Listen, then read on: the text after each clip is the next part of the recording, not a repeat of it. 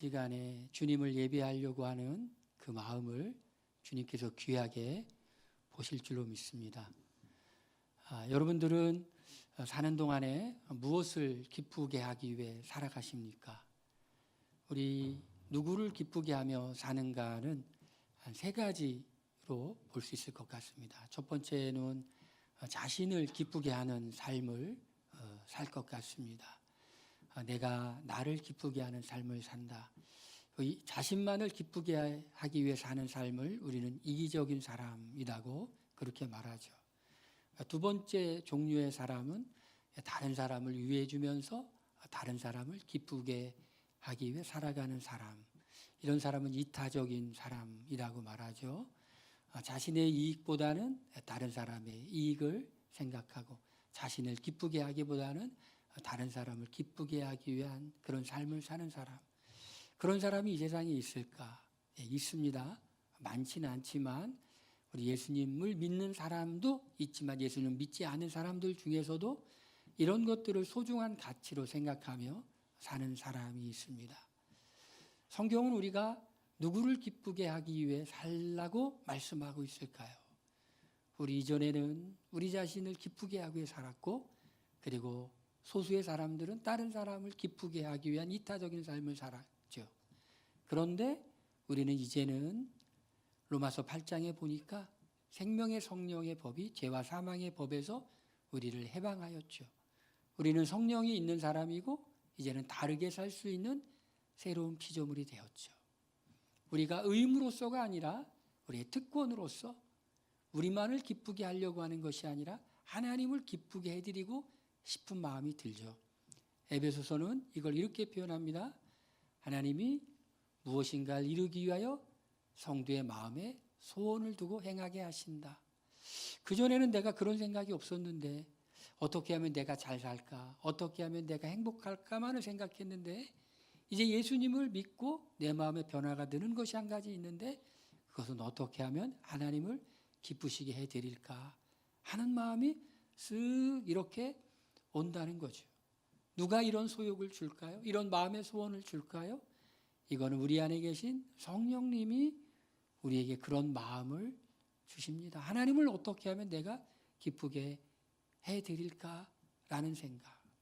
우리가 무엇을 누구를 기쁘게 할까 하는 그 중요한 가치는 우리가 무엇으로 행복을 찾아가는가 하는 것과 깊은 연관이 있겠죠. 내가 내 자신을 기쁘게 하는 삶이 나를 행복하게 할 것이다 라고 한다면 어떻게 하면 내가 잘 살 수 있을까를 생각하고 그것을 위해 살아가겠죠. 내가 다른 사람을 행복하게 하는 데 있어서 그것이 내 기쁨이 되고 그게 내 삶의 보람이다 라고 하는 사람이라면 다른 사람을 기쁘게 하기 위한 행동을 하겠죠. 마음도 쏟고. 그러나 우리가 성령이 우리 안에 들어오시고 우리가 받은 은혜가 너무 크다는 걸 알면 우리가 변화가 생기는데 이런 생각을 가게 되죠. 내가 나의 진정한 행복은 내가 잘 되는 것, 다른 사람을 위하는 것을 넘어서서 내가 하는 이런 생각과 행동들이 하나님을 기쁘게 한다면 내 삶은 정말 행복하겠다라는 마음이 들어요. 그래서 우리가 성경은 우리가 우리 자신을 위해서 우리 자신을 기쁘게 하게 사는 것이 아니라 하나님을 기쁘게 해드리는 삶이 참 의미이고 가치가 있다라고 말씀하고 있죠. 그렇게 살아가는 그 삶이 늘 희생적이고 고통을 참아야 되고 인내하고 그런 것만 있는 것은 절대로 아니에요. 힘들어도 힘들지 않을 때가 있어요. 고통스러워도 고통스럽지 않을 때가 있어요.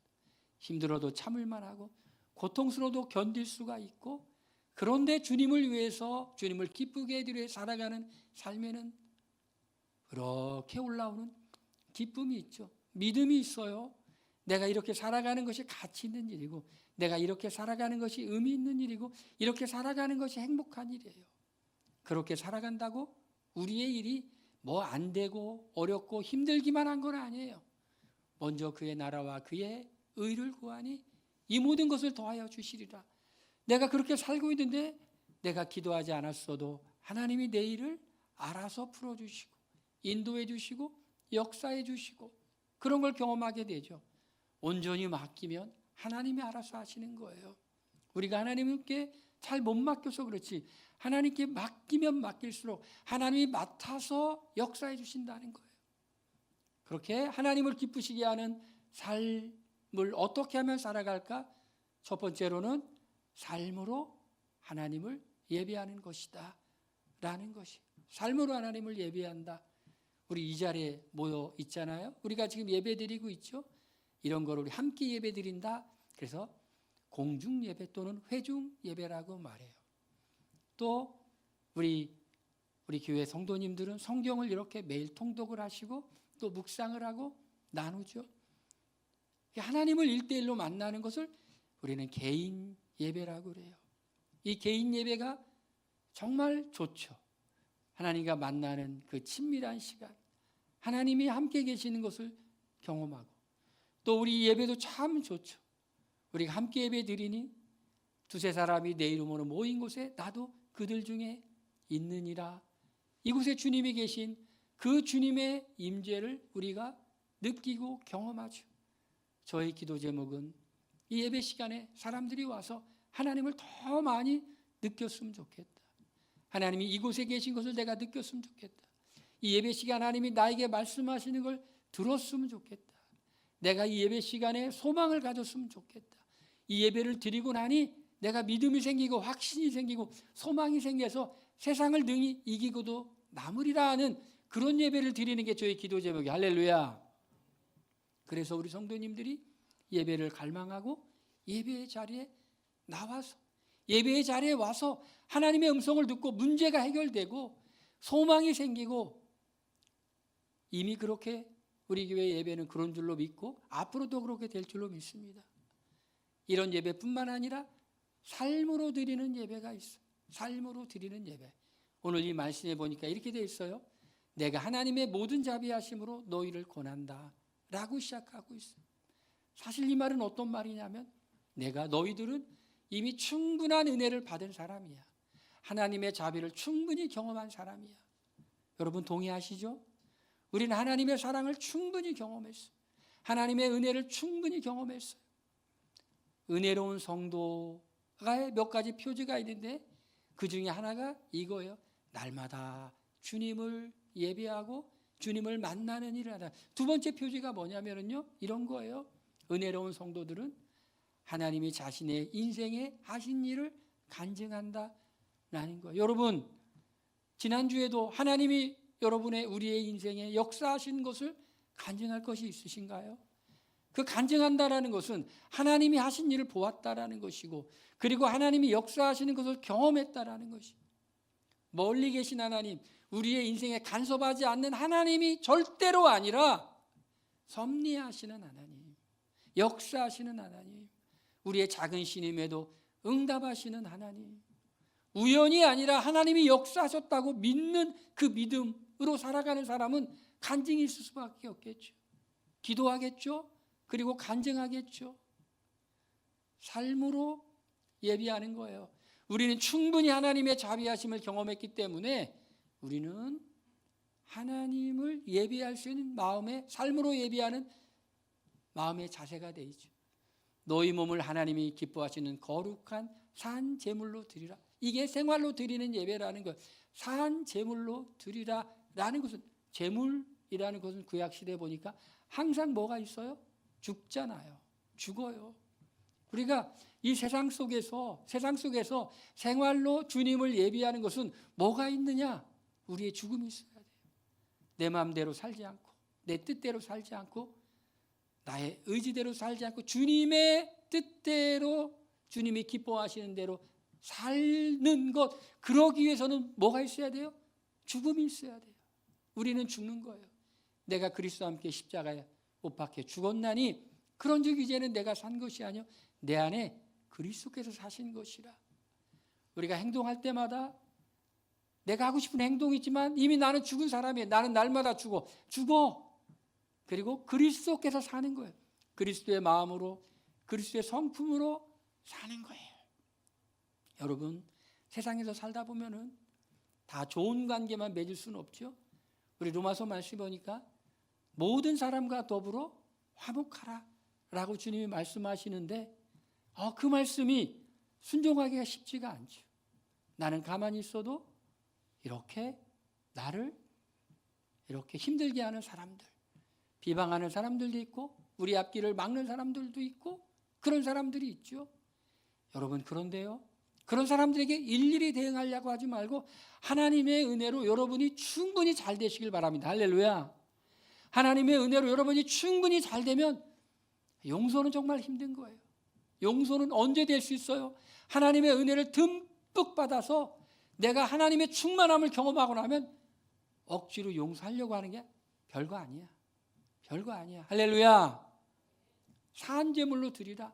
내가 죽을 때 내 뜻대로 살지 않고 주님 뜻대로 사는 날마다 나의 죽음이 나타나는 일상의 현장, 이것이 삶으로 드리는 영적 예배라는 것이. 영적 예배. 영적 예배, 그러면 이게 신령한 예배인가? 뭐 신비한 예배인가가 아니라 영적이라는 단어가 원문의 헬라어는 로이코스라는 단어예요. 그 단어는 뭐가 원형이 뭐냐? 로고스입니다. 로고스. 여러분, 로고스라는 단어는 많이 들었죠? 우리 5층이 무슨 홀이에요? 로고스리죠. 말씀이라는 의미, 그리고 또 한 가지는 이성이라는 의미의 헬라어예요. 이건 뭐냐? 영적 예배라는 것은 이성적인 예배다라는 거예요. 말씀에 합당한 예배다라는 것이에요. 그게 뭘까요? 이거는 그렇게 사는 것이 아주 이성적이라는 것이, 아주 말씀에 근거한 삶이라는 것이. 그러니까 하나님의 자비하심으로 우리를 권하는데 우리는 이미 충만한 은혜를 받았기 때문에 우리 사는 것이, 우리가 죽고 그리스도께서 사는 삶으로 사는 것이, 이것이 이성적이라는 것이, 이것이 말씀에 근거한 것이라, 이것이 합당한 것이라, 이것이 대단한 것이 아니라는 것이, 그렇게 살 수밖에 없다라는 것이. 우리가 로마서 6장과 로마서 8장을 지지난주에 설교를 하면서 사람들이 하는 오해가 있다고 했죠. 우리가 죄가 많았지만 은혜로 구원받았어. 야, 죄가 많은 곳에 은혜가 넘쳐.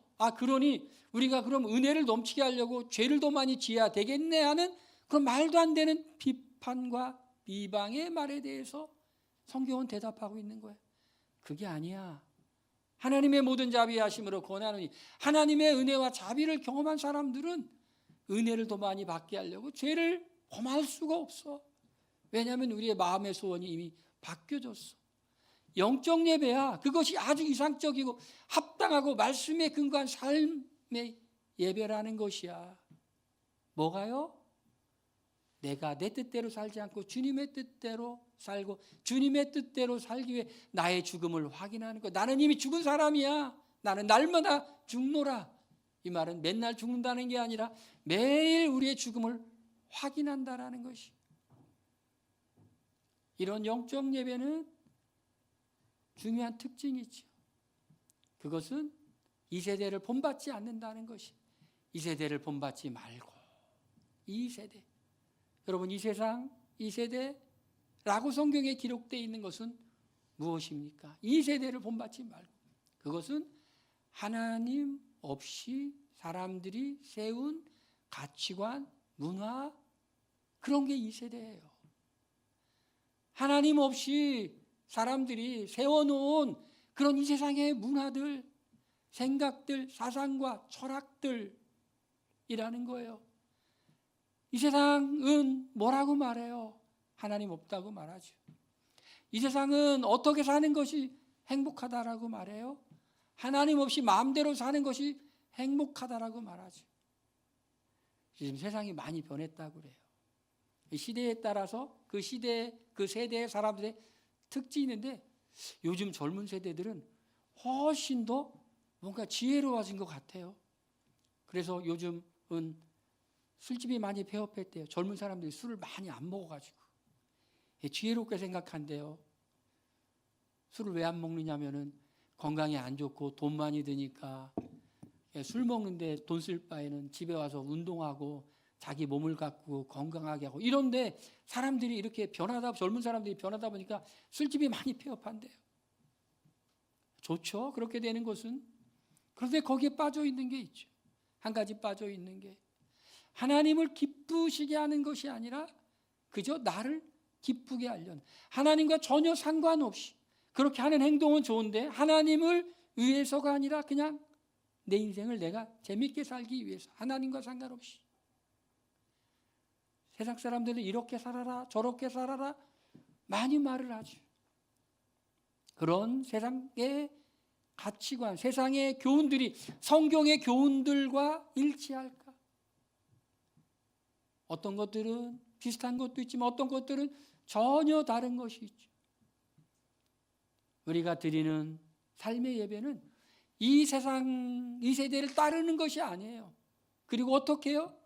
마음의 변화를 받아 마음이 변화되는 거예요. 여러분, 우리 평생, 그리고 우리는 세상 가운데 살고 있어요. 세상 가운데 살고 있으니 얼마나 많은 세상의 말들에게 영향을 받을까요? 그런데 예수님을 정말 믿으면 마음의 변화가 와요. 마음의 변화. 내가 나를 유익하게만 사는 삶은 옳은 것이 아니야. 성경에 기초한 이 삶을 사는 것이, 하나님을 믿는 사람이라고 하면 믿음으로 살면 하나님이 책임져 주셔요. 세상은 많이 변했지만 그러나 하나님께 믿음을 갖고 하나님을 믿는 믿음으로 살았던 사람의 인생은 하나님이 책임져 주셨어요. 예수님이 이 땅에 오신 지가 2025년이 되었죠. 쭉 예수님을 믿으면서 산 수많은 믿음의 사람들이 있는데 시대마다 있었죠. 시대가 바뀌었죠. 국가가 달랐죠. 사는 대륙이 달랐죠. 그러나 예수님을 믿으며 살았던 사람들의 공통점은 주님이 책임져 주셨다라는 것이. 주님이 책임져 주셨다. 그러니 내가 믿음으로 반응해야 되겠다. 이 세대를 본받지 않아. 마음의 변화를 받아. 내가 주님을 더 신실하게 믿으며 나의 죽음을 날마다 고백하며 살겠다라는 마음. 그리고 그런 삶으로 드리는 예배는 하나님의 뜻을 분별하여 하나님의 뜻대로 사는 삶이라는 것이. 근데 이 하나님의 뜻이라는 것은 세 가지 중요한 특징이 있어요. 하나님의 선하시고, 그리고 기뻐하시고, 온전하신 뜻. 삶으로 예배를 드리는 사람은 뭐라고요? 이 세대를 본받지 않는다고 그래요. 두 번째는 어떻게 한다고요? 마음의 변화가 있다고 그랬어요. 세 번째는 하나님의 뜻을 분별하여 사는데, 이 하나님의 뜻을 분별하는데 도대체 하나님의 뜻이 무엇일까? 하나님의 뜻에는요, 세 가지의 중요한 구성 요소가 있어요. 그건 뭐냐? 선하시다라는 거예요. 선하시다. 제가 우리 교회 교인들은요, 헬라어를 조금은 알면 좋을 것 같아요. 제가 선함이 헬라어로 뭐라고 했죠? 아가소스라고 했죠. 아가소스는 뭐라고요? 하나님의 선한 성품을 나타내는 거예요. 그러니까 하나님의 뜻인지 아닌지는 어떻게 알 수 있냐? 하나님의 선한 성품과 일치하느냐, 일치하지 않느냐. 누가 미워? 가서 죽여. 그러면 하나님의 선한 성품과 일치해요? 일치하지 않죠? 하나님의 뜻이 당연히 아니죠. 누가 너무 미워? 용서해, 참어, 인내해. 하나님의 성품이겠죠. 그렇죠? 기뻐하시고. 하나님의 뜻은 어떤 특징이 있느냐? 이건 기뻐하신다라는 거예요. 하나님께서 그렇게 하시는 일을 기뻐한다라는 거예요. 여러분 대충 눈치챌 수 있겠죠? 바보 아니면 알 수 있겠죠? 하나님 뭘 기뻐하는지 안 기뻐하는지 알 수 있겠죠? 그리고 온전하다라는 것이. 온전은 뭐냐? 그 일을 행했을 때 결국 우리가 좋게 된다라는 것이. 좋게 된다. 우리가 지금 당장 보기에는 손해보는 것 같고, 우리 자신을 내려놓아야 될 것 같고, 우리가 꺾어야 될 것 같지만 결국은 좋게 된다라는 것이. 결국은 좋게 돼. 이게 하나님의 뜻이라는 것이. 이런 삶을 사는 게 뭐냐? 이게 영적 예배라는 것이. 우리가 하나님을 기쁘시게 하려고 하는 사람들은 회중 예배, 개인 예배도 잘 드릴 뿐만 아니라 우리가 살고 있는 곳에서 내가 죽고 그리스도만 사는 영적 예배, 곧 합당한 예배, 이성적인 예배, 말씀에 근거한 예배, 말씀적인 예배를 드리며 살라라는 것이. 두 번째로 하나님을 기쁘게 하는 사람의 특징이 있는데요. 이것은 지혜롭게 분별하며 산다라는 것이. 지혜롭게 분별해요. 내게 주신 은혜로 말미암아 너희 각 사람에게 말하노니 마땅히 생각할 그 이상의 생각을 품지 말고 오직 하나님께서 각 사람에게 나누어 주신 믿음의 분량대로 지혜롭게 생각하라. 하나님을 기쁘게 하는 사람은요, 자신을 바라보는 생각에 변화가 있어요. 여러분은 어떻게 바라보세요? 여러분은 어떤 사람이라고 생각하세요? 나는 어떤 사람일까? 나는 어떤 사람일까? 여러분이 어떤 사람인 줄은 어떻게 아세요? 여러분이 생각하는 여러분의 모습이 있을 거예요. 다른 사람이 생각하는 여러분의 모습이 있을 거예요. 또 한 가지가 있어요. 하나님께서 보는 우리의 모습이 있어요. 사람은 자신이 누구인지를 잘 몰라요. 때로는 자신이 누구인지를 알고 싶지 않아요. 그냥 관심이 없어요. 우리가 조금만 정직하면 우리가 누구인지를 알 수 있어요. 우리가 누구인지를 알려면 어떻게 하면 돼요? 여러분의 모습을 보려면, 겉모습을 보려면 거울 앞에 서면 되겠죠. 비추어주잖아요. 우리가 누구인지를 알면 하나님 앞에 서면 돼요. 하나님 앞에 서면 돼요. 하나님 앞에 서는 게 뭐예요? 하나님의 성품이, 하나님의 인격이 하나님의 말씀인 이 말씀 앞에 서는 거예요. 말씀 앞에 서요. 우리가 조금만 진실하고 조금만 정직하면 우리의 모습이 보이죠. 때로는 그런 시간을 가질 필요가 있겠죠. 지나온 삶을 이렇게 돌아보면 참 부끄러운 순간들이 많이 있어요. 아, 내가 조금 더 왜 그런 행동을 했을까? 참 부끄럽다. 너그럽지 못했을 때, 인색했을 때, 고집스러웠을 때, 지난 그런 모습을 보면은 참 부끄러워요. 후회하지 않는 그런 모습은 어떤 모습이에요? 내가 조금 손해봤을 때, 내가 참아줬을 때, 누구에게 덕을 끼쳤을 때, 넉넉하게 행했을 때, 그럴 때는 부끄럽지가 않아요. 이제 제 어머니가 돌아가신 지 한 1년쯤 이제 돼가죠. 1년쯤 돼가요. 어머니가 돌아가셨는데 좋은 생각만 나면 참 좋은데 제가 잘한 것도 틀림없이 있을 거예요. 잘한 것도 틀림없을 거예요. 그런데 이렇게 생각해 보면 내가 잘못한 것이 자꾸 생각날 때가 많아요. 잘못한 것이 자꾸 생각날 때가 많아요. 그럴 때마다 참 마음이 아프죠. 참 부끄럽죠. 여러분, 내가 누구인지를 정말 아는 게 중요해요.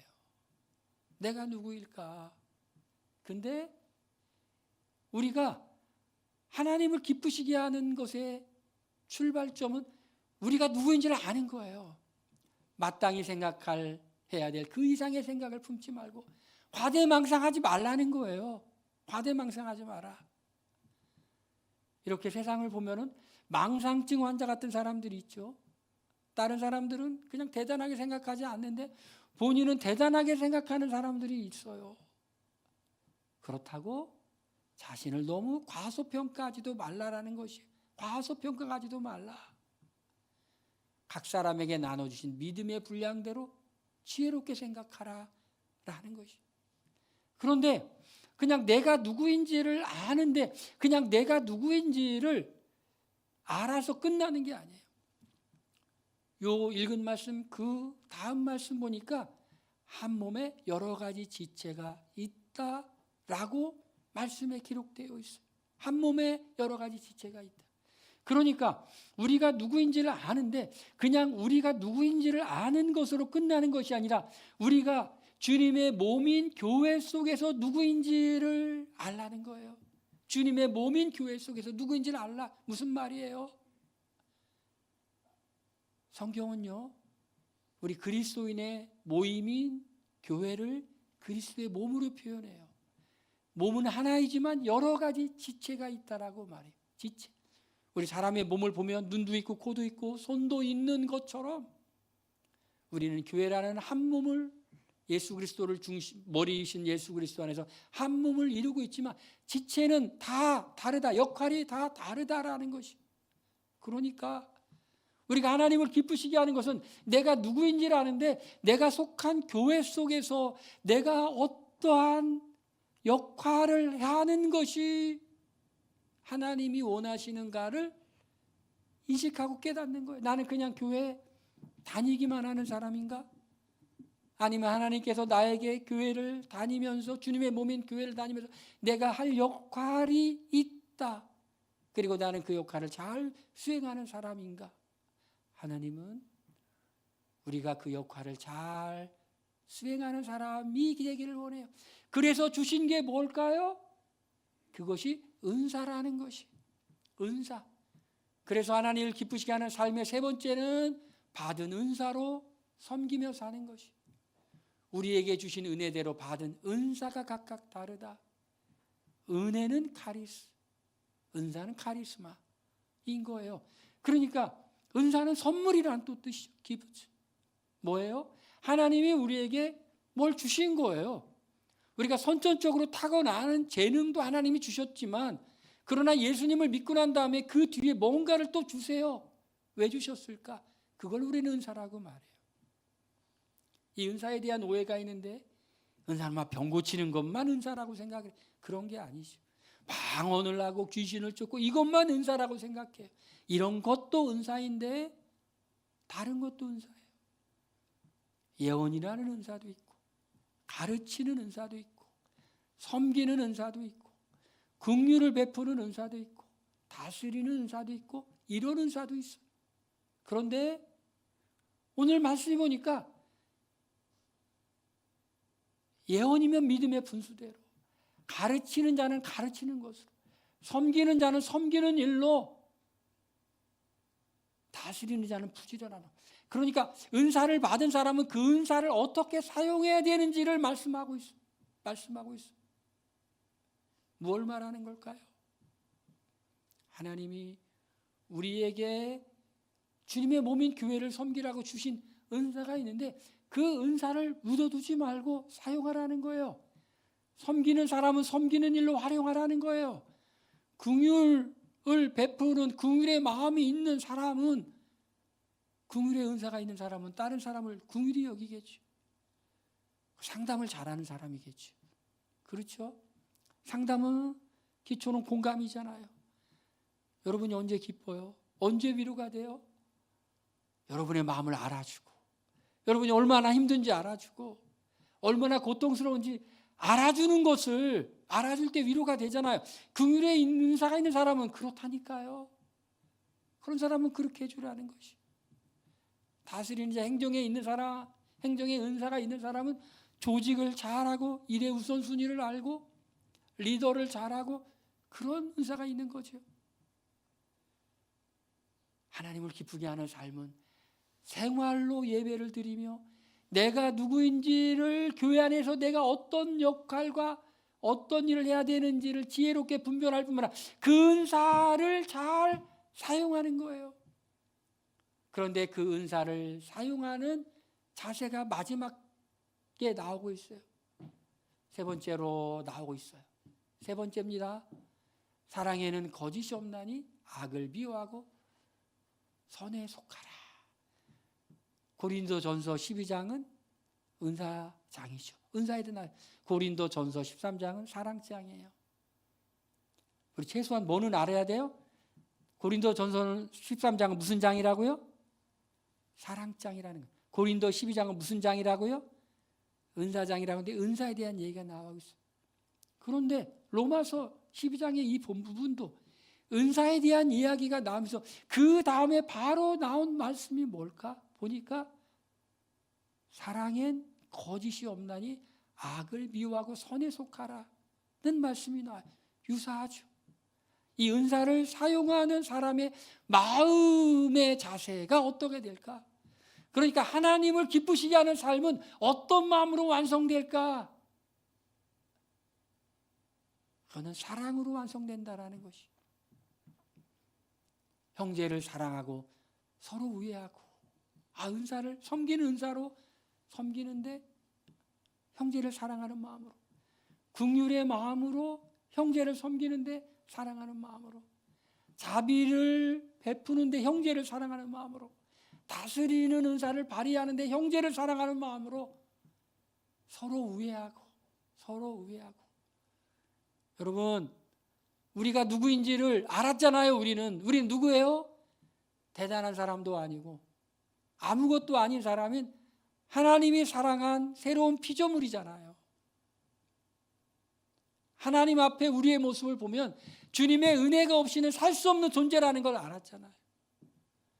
하나님의 관점에서 우리를 보니 우리는 너무 받은 은혜가 많아서 사랑의 빚진 자로서 이 은혜를 나누며 살아야 되는 존재임을 알았잖아요.